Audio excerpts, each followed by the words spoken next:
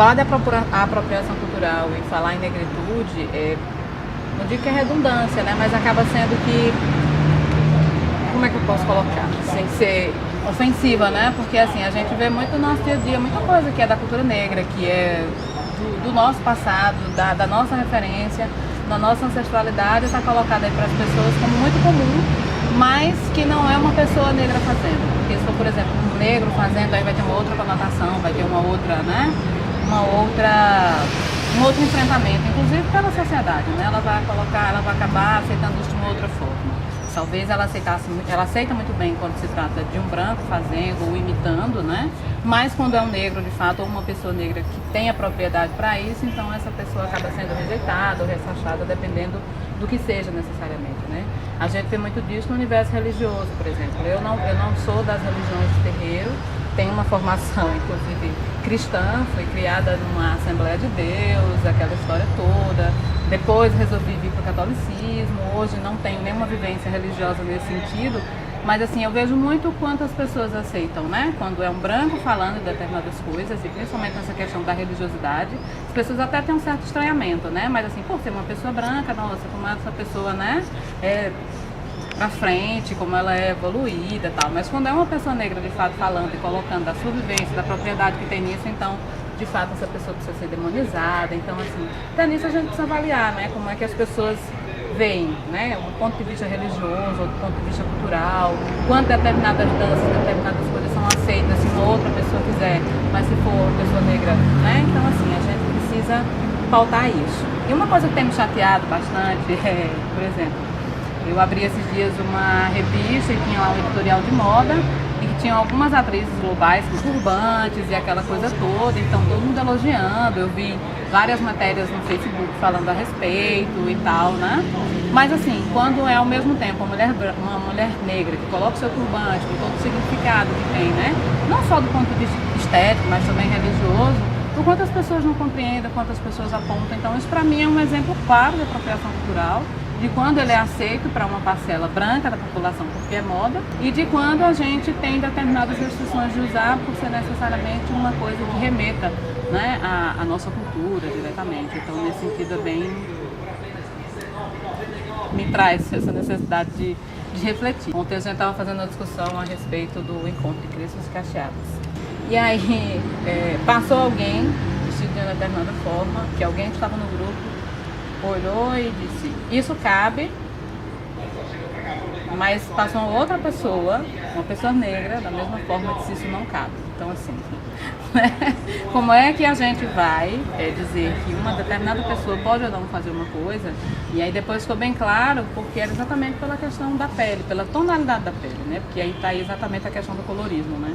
Não é só a questão da raça, não é só o racismo por ser preto, branco, amarelo, enfim. Mas é a partir da cor que você tem, a tonalidade que você tem, é quando você faz ou não, ou você tem ou não, né, determinados acessos. E isso ficou muito claro na fala da pessoa, e infelizmente foi inconscientemente, né? Então assim, dentro de nós, pra gente, enquanto organização, enquanto movimento, quanto a gente ainda precisa, né, fazer determinadas discussões. Porque assim, dependendo da tonalidade de pele que se tem, você vai ser aceito ou não em determinado espaço, né? Então, quanto mais aceito e quanto mais incluída eu for nesse espaço, necessariamente eu não vou me identificar com outras pautas. Então, isso também acaba sendo ruim pra gente enquanto organização, enquanto movimento. Mas uma coisa que me foi fundamental para perceber determinadas coisas e fazer determinadas reflexões foi participar do processo de mobilização e organização das marchas das mulheres negras, aqui em Campina Grande, no estado da Paraíba, e necessariamente chegar a Brasília, né, a partir exatamente desse momento de construção coletiva, né, do quanto isso foi significativo para o meu enegrecimento. Aí você vai dizer assim, não, mas puxa, ela é negra, né? Mas uma coisa é você ser uma pessoa negra e outra coisa completamente diferente é você ter uma vivência coletiva e se descobrindo e se redescobrindo, né, a cada encontro, a cada depoimento, a cada conversa.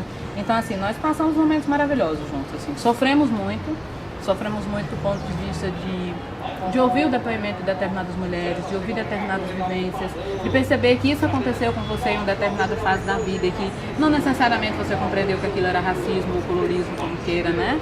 Mas assim, do quanto a gente passou por determinados processos e quanto socializar isso coletivamente é importante para o fortalecimento, para a organização, né? E fortalecer esse processo enquanto mulheres negras, é marcar um espaço bem claro na sociedade, né?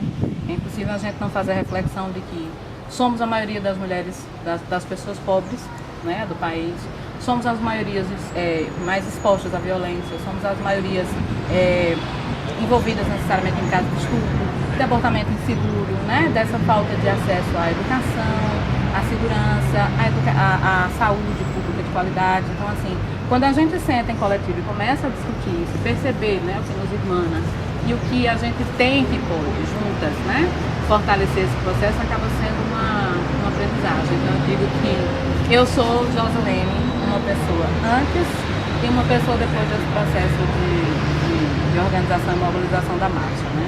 Chegar no encontro estadual, por exemplo, e ouvir o depoimento de mulheres marisqueiras falando que nunca tinham se percebido enquanto mulheres negras, ouvir de mulheres de quilombo, né, a sua vivência, a sua dificuldade, né, o seu enfrentamento do dia a dia, do que significa de fato ser mulher em condições mínimas, né? Então, assim, a gente para e pensa do quanto a gente ainda precisa avançar, né? E aí a organização é fundamental nesse sentido, assim, que eu acho que dá esse caráter de unidade. Por mais diversas que sejamos, né? Porque assim, não dá para colocar todo mundo na mesma caixa, temos necessidades específicas, necessidades diferenciadas, mas a condição de mulher e mulher negra, num contexto como Campina Grande, como Paraíba, como Brasil, eu acho que é fundamental para isso, né? E estarmos todas, nós 30 mil em Brasília, assim, foi, como eu posso dizer, eu acho que foi o momento mais mágico que eu tive até hoje. Posso ter outros, posso passar em outras experiências, mas assim, até hoje, essa data eu ainda não tenho nenhuma referência nesse sentido, sabe? Foi muito enriquecedor. Encontrar mulheres das mais diferentes religiões, das mais diferentes orientações sexuais, das mais diferentes vivências, das mais diferentes profissões, formações, e assim, gritando todas numa mesma direção, né? Somos contra o racismo, somos contra a violência e queremos o bem viver da população negra, né? Porque quando a gente vai, um bando de mulher negra para Brasília, dizer que a gente quer educação de qualidade, por mais que a gente esteja falando de nosso ponto de vista enquanto mulher, a gente não está pensando só no nosso carro, só nesse recorte, né, mulher, só nesse aspecto, né? A gente está pensando na melhoria da qualidade de vida dos nossos filhos, dos nossos primos, né, dos parentes, enfim, né, para as pessoas que estão à nossa volta. Então é significativo, querendo ou não, né, é apresentar um projeto diferenciado, é pensar um projeto diferenciado para nós. E a partir de uma lógica bem nossa, bem própria, isso que é importante ser levado em consideração, né? Então, a educação, nesse caso, ela é fundamental, né? Uma das coisas que eu tenho pesquisado exatamente na minha dissertação é como a escola, né? Esse espaço responsável pela formação do sujeito, né? Da pessoa humana e tal, como ela acaba funcionando como instrumento para reproduzir determinadas coisas, por exemplo. Essa questão da formação da identidade, né?